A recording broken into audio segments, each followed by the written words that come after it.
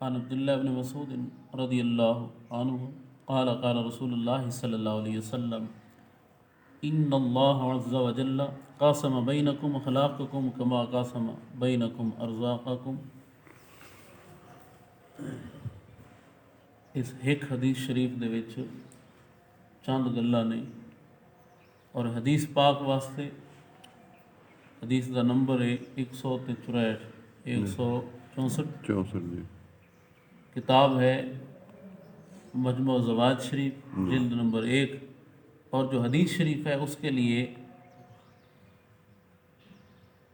امام احمد فرماتے ہیں کہ یہ حدیث جو ہے اکثر ثقات، اس کے اکثر ثقات ہیں، جی۔ اور فرماتے کیا ہے، حدیث کیا ہے؟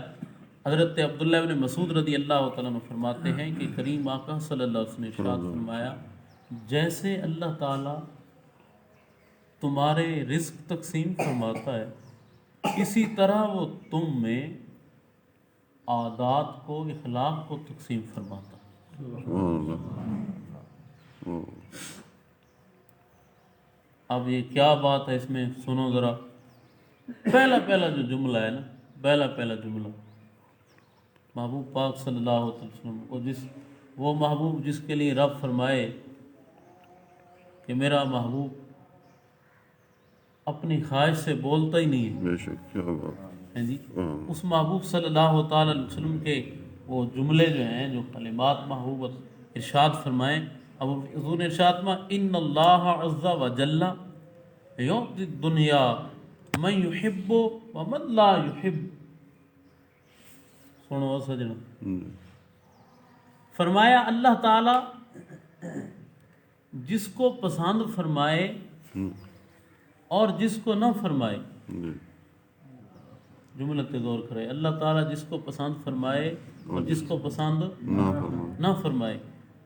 دنیا تو ان دونوں کو دے دیتا ہے، دنیا ان دونوں کا دیتا ہے، اللہ تعالیٰ جس کو پسند فرمائے اور جس کو پسند نہ فرمائے، دنیا تو دونوں کو دے دیتا ہے، فرمایا دین اسی کو دیتا ہے جس کو پسند فرمائے۔ واہ واہ، سبحان اللہ، سبحان اللہ، اللہ، واہ واہ، سبحان اللہ، کمال کیا اللہ، سبحان اللہ، جس کو پسند فرمائے اور جس کو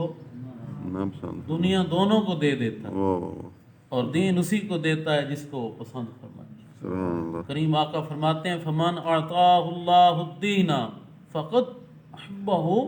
جس کو اللہ تعالیٰ دین عطا فرمائے تحقیق اللہ اس کو پسند فرماتا ہے، سبحان اللہ، اللہ تعالیٰ اس کو پسند فرماتا ہے۔ اللہ اکبر۔ جیسا کہ کچھ شرائط ہوا کرتی ہیں نا، مفسرین کرام فرماتے ہیں، اب ہمارے دیکھنے میں لوگ دیکھتے ہیں کہ جناب جس بندے نے ایک داڑھی شریف رکھی ہے، امامہ شریف باندھا ہے،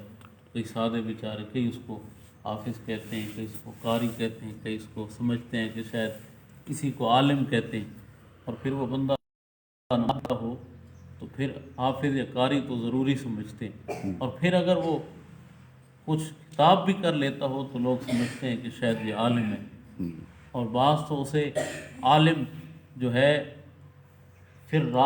علم، جو علم پھر راسخ ہوتا ہے، علم میں راسخ پھر علم ہوتا ہے، وہ سمجھتے ہیں کہ جی وہ عالم ہے، کہ جناب کیا بیان کرتا ہے، جی کیا شعر پڑھتا ہے، حالانکہ اللہ کے رسول صلی اللہ تعالیٰ علیہ وسلم کے غلاموں، مفسرین کرام فرماتے ہیں راسخ فی العلم وہ ہوتا ہے کہ جس میں چار باتیں، جس میں کہ جو معاملہ اس کا اور اس کے رب کے درمیان کا ہے اس میں وہ تقوی اختیار کرے، اس میں وہ تقوی اختیار کرے، اور جو معاملہ اس کا اور لوگوں کے درمیان ہے اس میں وہ عاجزی اختیار کرے، اور جو معاملہ اس کا اور دنیا کے درمیان ہے اس میں وہ زہد، دنیا سے بے رغبتی اختیار کرے، اور جو معاملہ اس کا اور اس کے نفس کے درمیان ہے اس میں وہ مجاہد بن جائے، اس میں وہ مجاہدے اختیار کرے۔ اب بات سنو کیا فرماتے ہیں کریم آقا صلی اللہ علیہ وسلم کہ اللہ تعالیٰ جس کو پسند فرمائے اور جس کو پسند نہ فرمائے، دنیا تو اسی کو عطا فرماتا ہے جس کو وہ پسند فرماتا ہے۔ اب کیا فرمایا حضور نے ارشاد میں والذی نفسی بیادہ لا یسلم عبد، فرمایا مجھے اس ذات کی قسم ہے جس کے دست قدرت میں میری جان ہے کہ بندہ اس وقت تک مسلمان نہیں ہوتا کہ جس وقت تک اس کا دل اور زبان سلامتی والے نہ بنے، دل اور زبان سلامتی والے نہ بن جائے، دل اور زبان سلامتی والے نہ بن جائے۔ اور محبوب پاک صلی اللہ تعالیٰ علیہ وسلم کیا ارشاد فرمایا کہ اس وقت تک مومن نہیں ہوتا جب تک اس کے پڑوسی اس کے شر سے محفوظ نہ رہیں۔ تو صحابی عرض کرتے ہیں یا رسول اللہ، حضرت عبداللہ بن مسعود فرماتے ہیں میں نے عرض کیا کہ یا رسول اللہ یہ شر کیا ہے، یہ پڑوسی والا شر یا نبی اللہ، تو حضور نے ارشاد فرمایا وہ ہے پڑوسی سے دھوکا، اس پر ظلم کرنا، یہ شر ہے تم پڑوسی کے معاملے میں۔ تو پھر اللہ کے رسول صلی اللہ علیہ وسلم نے ارشاد فرمایا اور کوئی ایسا مال نہیں جو کوئی کمائے بندہ حرام اور پھر وہ خرچ کرے، یا انہیں سمجھو، انہیں ترجمہ سادہ سمجھو کہ کوئی ایسا حرام مال نہیں کہ حرام کمانے والا اسے خرچ کرے اور پھر برکت آئے، حرام کمانے والا خرچ کرے اور پھر برکت آئے، اور نہ کوئی ایسا حرام ہے کہ اسے صدقہ کرنے کے ساتھ پھر وہ قبول کیا جائے، صدقہ کرنے سے وہ قبول کیا جائے۔ محبوب پاک صلی اللہ علیہ وسلم کے غلاموں کیا ارشاد فرمایا لا یترکہ، یہ جو مال ہے جو حرام کمایا جائے اسے خرچ اگر تم اچھی جگہ بھی کرو گے تو یہ اپنے بعد صرف بڑھائے گا، یعنی یہ خرچ ہونے کے بعد بڑھائے گا تو جہنم کی آگ ہی بڑھائے گا اور کچھ نہیں بڑھائے گا۔ پھر کیا فرمایا ان اللہ لا یمحو السیئۃ بالسیئۃ، بے شک اللہ تعالیٰ برائی کے ساتھ برائی کو نہیں مٹاتا، برائی کے ساتھ برائی کو نہیں مٹاتا، وَلَٰكِنَّهُ يَمْحُو السَّيِّئَاتِ بِالْحَسَنِ، لیکن وہ برائی کو نیکی کے ساتھ مٹاتا ہے۔ برائی کو مراد کیا ہے؟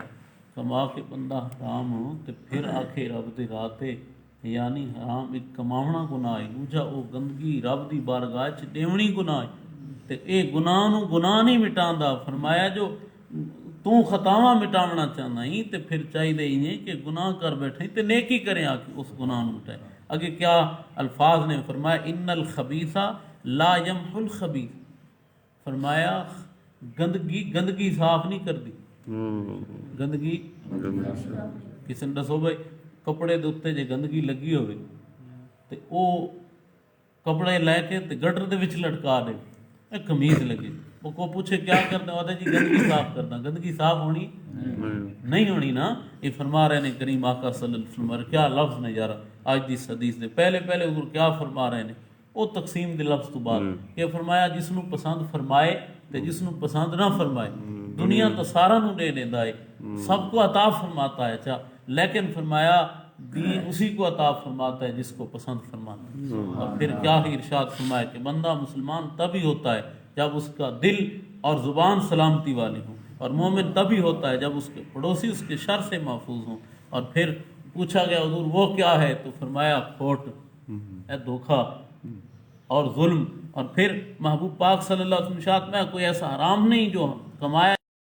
جائے خرچ کیا جائے اور برکت ہو، اور نہ کوئی ایسا حرام ہے کہ اسے صدقہ کیا جائے اور وہ قبول ہو۔ اور پھر فرمایا یہ نہیں چھوڑتا، یعنی حرام کی خرچ ہونا یہ نہیں چھوڑتا اپنے بعد مگر یہی کہ اس سے جہنم کی آگ ہی بڑھے گی۔ اور بے شک اللہ تعالیٰ برائی سے برائی کو نہیں مٹاتا لیکن وہ برائی کو مٹاتا ہے نیکی کے ساتھ۔ بے شک خبیث گندگی جو ہے وہ گندگی کو صاف نہیں کرتی، گندگی کو صاف اللہ تعالیٰ جل شانہ ہمیں زندگی اسلام والی موت ایمان والی نصیب فرمائے۔